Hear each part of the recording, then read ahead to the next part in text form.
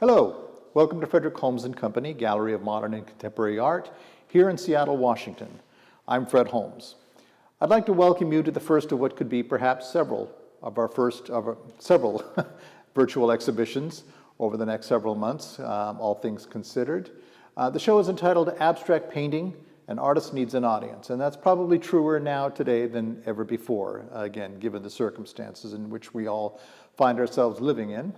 Whether you're here as a collector or whether you're here as simply an enthusiast or perhaps somebody who just needs a little bit of a break from your day-to-day, welcome. The show is comprised of three different painters from three different parts of the country. The artist whose work I'm standing in front of right now, this is Derrick David Behrens. Derrick is from Frisco, Texas.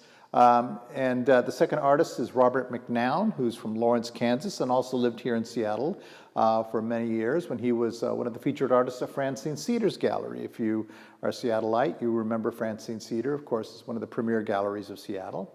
The third artist is James Willis, who is one of the local artists that I do show. James has been active here in the Seattle region for many, many years and now lives over in Whidbey Island. Each artist has their own particular vernacular, their own particular style of painting, emphasizing certain elements that they find particularly compelling.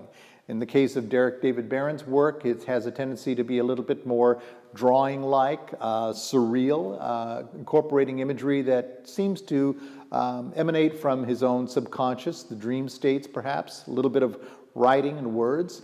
Robert McNown's work, on the other hand, is really all about color and brushwork and line. Robert uses brilliant primary colors, and I think that the way he blends color, the way he incorporates shapes and design, patterns, is absolutely brilliant.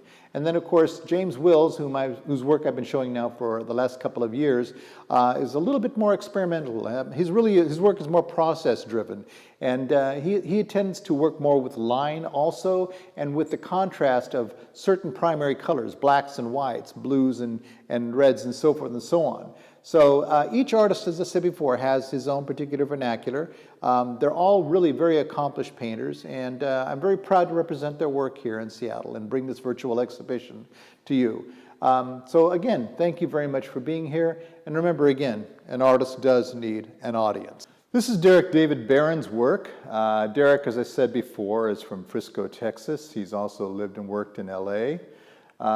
Derrick's work is really interesting to me. Now, Derrick came to my attention actually through the advocation of another artist that I represent, and they happened to meet at the Dallas Art Fair, where both artists were exhibiting, and this other artist commented on how impressed he was by Derrick's work, and also a little envious of how much activity Derrick's booth was getting. And so I contacted Derrick after seeing the work on the website and again, being very impressed, and decided that this was an artist that I felt needed to be seen in Seattle. And he brought something very different, I thought, to what the gallery was offering in terms of abstract painting. A more drawing-like quality, a little bit more representational, as we see here in some of the cards of the king and the queen, as well as the abstract work. I just really thought that he had a really interesting sense of contemporary abstract painting, and I hope you enjoy his work. I think his work is absolutely brilliant. These are the paintings of Robert McNOWN. Robert is, as I said before, based out of Lawrence, Kansas. But Robert actually was introduced to me actually by one of the gallery's collectors, actually two of the gallery's collectors who had been active in Seattle as collectors for many, many years, and remembered Robert as an artist who at one time was one of the featured artists of the renowned Francine Ceder Gallery here in Seattle. When I saw the work, I was really taken because at the time I was doing a show entitled, it was a show actually on Rolf Scarlett, who was one of the early non-objective painters, and I was really struck by the relationship between the non-objective painting of Rolf Scarlett from the late 1930s and the mid-40s, and how Robert McNOWN was practicing abstract or non-objective painting in today's world. Robert's work is really very much about color, of course, as well as pattern and shape. He has a tremendous sense of line. As he said, as you'll see if you haven't seen it already in his video, he talks about how for a while he was chasing Willem de Kooning's sense of line. But he obviously has his own vocabulary now, his own vernacular, if you will. His use of color, again, contrasting with tones and blended tones and secondary colors, I find is really absolutely gorgeous. Color is one of those things that can be very tricky with abstract work because, again, too much color and we've spoiled the broth.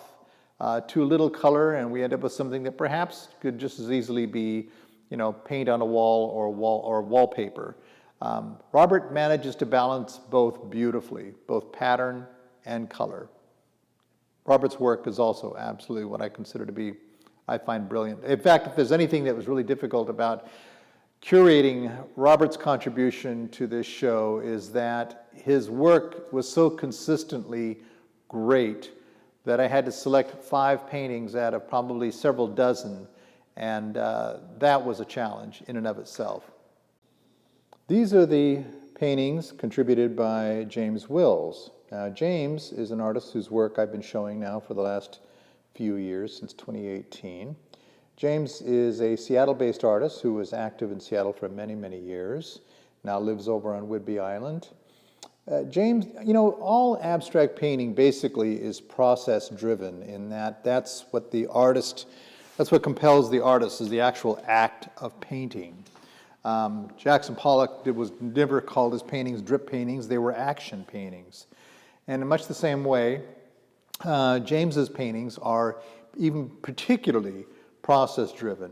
He uses a lot of automatic writing, which is a principle that was first developed by the Surrealists back in the 1930s. He uses a lot of these automatic writing that then is in contrast oftentimes again with these primary colors, the white against the black or the blues against the whites. In between, filling in the spaces with these patterns that have been drawn onto the canvas using colored Prisma pencil, or it's just simply graphite if it's done on white canvas. He oftentimes is using gesso versus conventional paint to create the line work. So James's work is, I find, really, really interesting because, again, it has a very contemporary feel to it. It's not just pushing paint around on a canvas, as I always say, because that's one of those things that, I